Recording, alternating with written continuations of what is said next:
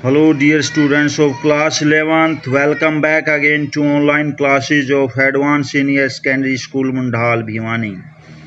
जैसा कि आप जानते हैं CBSE ने 30% सिलेबस कट कर दिया है, डिलीट कर दिया है। उसी तरह से उसी पैटर्न पर हरियाणा बोर्ड ने भी डिसीजन लिया है कि हम CBSE पैटर्न पर ही सिलेबस का कंटेंट है वो फॉलो करेंगे। इसी वजह से हम सीधे 8 लेसन से 11 पर जंप कर रहे हैं, क्योंकि बीच के जो लेसन थे 9, 10 वो डिलीट हो गए हैं। तो 11th लेसन है वायुमंडलीय परीक्षण तथा मौसम प्रणालियाँ, atmospheric circulation and weather systems.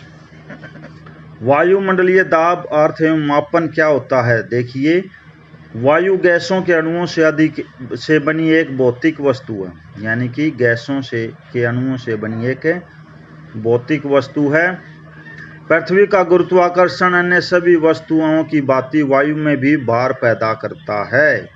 इसी भार के कारण वायु भूपृष्ठ पर दबाव डालती है, जिसे वायुमंडलीय दाब कहा जाता है। यानी कि हवा का जमीन पर जो सरफेस है, भूपरपट्टी है, जिसको स्थलमंडल कहा जाता है, हम जिस पर रह रहे हैं उस मंडल के ऊपर हवा दाब डालती है। किसकी वजह से? गुरुत्वाकर्षण बल की वजह से। परिभाषाएं हैं इसकी: धरातल, सतल या सागर पर क्षेत्रफल की प्रति इकाई, जैसे 1 वर्ग इंच या 1 वर्ग सेंटीमीटर या प्रति वर्ग गज पर। माध्य समुद्र तल के ऊपर स्थित वायुमंडल की समस्त परतों के पड़ने वाले भार को ही वायुमंडलीय दाब कहते हैं। क्रिचफील्ड के अनुसार किसी स्थान पर स्थित वायु के संपूर्ण स्तंभ का भार वायुदाब कहलाता है। सामान्यतः समुद्र तल पर वायुदाब पारे मरकरी के 76 सेंटीमीटर अथवा 760 मिलीमीटर अथवा 29.92 इंच ऊंचे स्तंभ। देखिए, ये टेरिसिलियन वैक्यूम 76 सेंटीमीटर यानी कि 29.92 इंच। वायुदाब मापने का गैलीलियो व टोरिसेली का प्रयोग। वायु एक का यह स्तंभ वायुमंडल की सभी परतों से बना हुआ है। 1 मिलीबार 1 वर्ग सेंटीमीटर स्थान स्पेस पर पड़ने वाले 1 ग्राम भार के बल के बराबर होता है। 1000 मिलीबारों से 1 बार बनता है, यानी कि बार में इसका मापा जाता है दाब हवा का। तो आप समझ लीजिए कि 1000 मिलीबारों से 1 बार बनता है और 1 ग्राम भार के बल के बराबर होता है क्या? 1 वर्ग सेंटीमीटर स्थान पर पड़ने वाला 1 मिली बार, जिसका भार लगभग 1 किलोग्राम भार के बराबर होता है।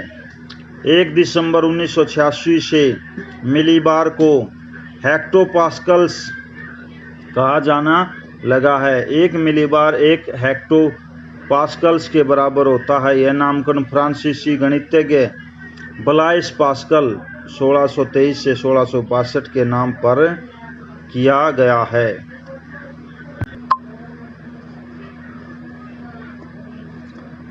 समुद्र तल पर सामान्यतः वायुमंडलीय दाब 1013.25 मिलीबार या 1013.25 हेक्टोपास्कल समान होता है। वायुदाब मापने के लिए पारद बैरोमीटर अथवा निर्दव बैरोमीटर का उपयोग किया जाता है। वायुदाब मापने के स्वचालित यंत्र को बैरोग्राफ कहा जाता है।